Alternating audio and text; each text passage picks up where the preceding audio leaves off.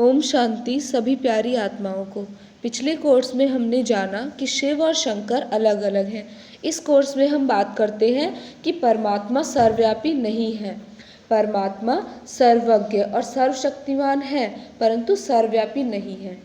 परमात्मा सर्वज्ञ है, इसका मतलब है परमात्मा सर्वज्ञाता है, वह सब कुछ जानने वाले हैं। इस सृष्टि का आदि मध्य अंत वह सबके ज्ञाता है और वह सर्वशक्तिवान है। परंतु परमात्मा सर्वव्यापी नहीं है।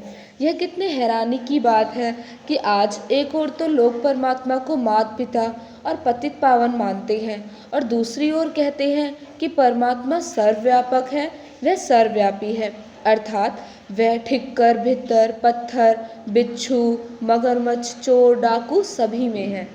अपने परम प्यारे परम पावन परम पिता के बारे में यह कहना कि वह कुत्ते में है, बिल्ली में है, सभी में है, यह कितनी बड़ी भूल है।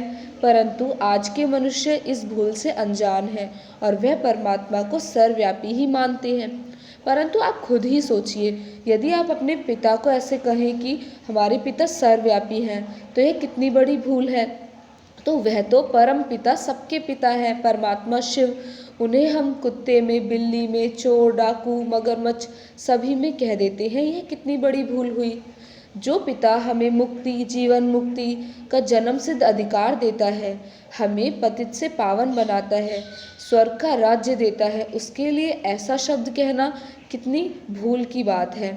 यदि परमात्मा सर्वव्यापी होते तो उनके शिवलिंग रूप की पूजा क्यों होती। आप खुद ही सोचिए, यदि परमात्मा हर जगह व्यापक होते तो हम मंदिरों में जाकर पूजा क्यों करते, और यदि परमात्मा हर जगह सर्वत्र होते तो हम परमात्मा को क्यों पुकारते, हम शिवरात्रि का त्यौहार क्यों मनाते। क्योंकि परमात्मा तो हर जगह है, तो हमें अलग से कोई भी त्यौहार मनाने की या उन्हें पुकारने की दरकार क्यों पड़ती।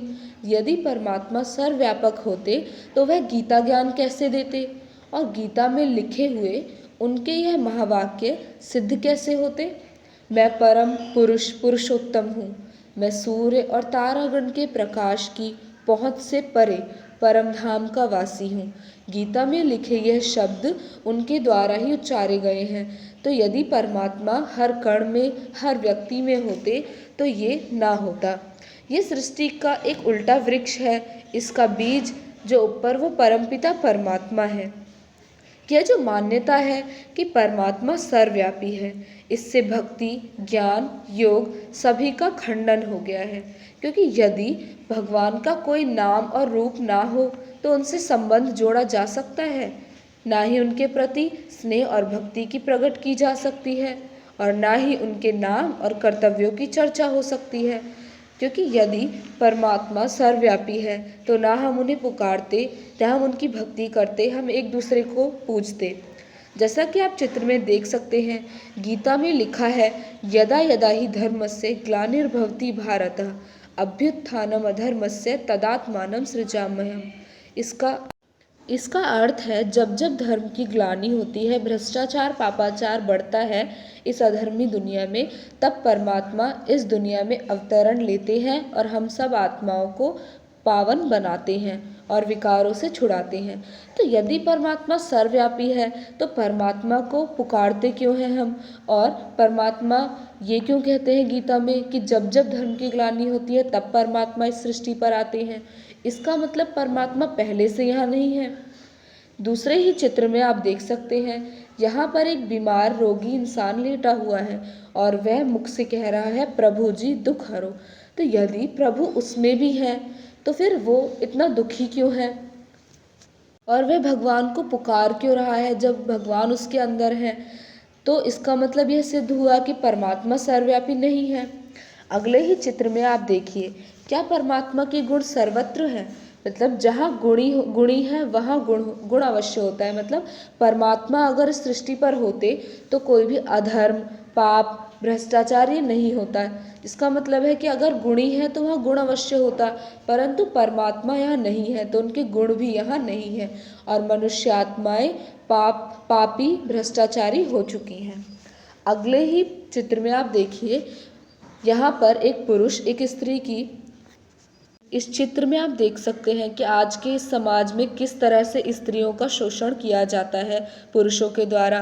तो यहाँ पर जो स्त्री है वह उसके मुख से भी यह निकल रहा है कि प्रभु जी लाज बचाओ। तो क्या यह परमात्मा का कर्तव्य है? यदि परमात्मा उस पुरुष के अंदर होते तो क्या परमात्मा ऐसा काम करते? और यदि उस स्त्री के अंदर परमात्मा होते तो क्या वह प्रभु को पुकारती कि प्रभु जी लाज बचाओ? तो इससे यह सिद्ध होता है कि परमात्मा सर्वव्यापी नहीं है। अगले ही चित्र में आप देखिए कि यहाँ पर एक पुरुष एक दूसरे पुरुष का जो उनके लिए शत्रु है उनका वो कत्ल कर रहे हैं, यानी कि वह उन्हें मार रहे हैं। तो यदि परमात्मा उस पुरुष के अंदर होते तो क्या वह दूसरे पुरुष को मारते? और क्या उस पुरुष को मारना यह परमात्मा का कर्तव्य है? क्या परमात्मा सर्वव्यापी है? अगर सर्वव्यापी है तो परमात्मा ऐसा कार्य कभी नहीं करेंगे। तो इससे सिद्ध होता है कि परमात्मा सर्वव्यापी नहीं है। अब आप अगले ही चित्र में देख सकते हैं, यहाँ एक भगत अपनी मस्ती में मस्त होकर जा रहा है और वो ये कह रहा है कि प्रभु जी दर्शन दो। तो यदि परमात्मा उसके अंदर होते या उसके आसपास परमात्मा होते तो क्या वह ऐसे कहते कि प्रभु जी दर्शन दो? यदि परमात्मा सर्वत्र है तो कौन किसको दर्शन दे? यानी कि परमात्मा हर जगह है। तो आपके आसपास और आप में खुद परमात्मा है, तो फिर आप दर्शन के लिए क्यों पुकार रहे हैं? तो इन सभी चित्रों से सिद्ध होता है कि परमात्मा सर्वव्यापी नहीं है। बीच में आप गोले के चित्र में यह देख सकते हैं कि क्या इन सभी में परमात्मा है? कुत्ते, बिल्ली, शेर, बंदर, एक पुरुष, सब में परमात्मा है, परंतु नहीं। हमने इन सब तर्कों से जाना कि परमात्मा सर्वव्यापी नहीं है, परंतु परमात्मा सर्वज्ञ और सर्वशक्तिवान है, यानी कि वह सर्वज्ञाता अवश्य है परंतु वह सर्वव्यापी नहीं है। अच्छा, ओम शांति।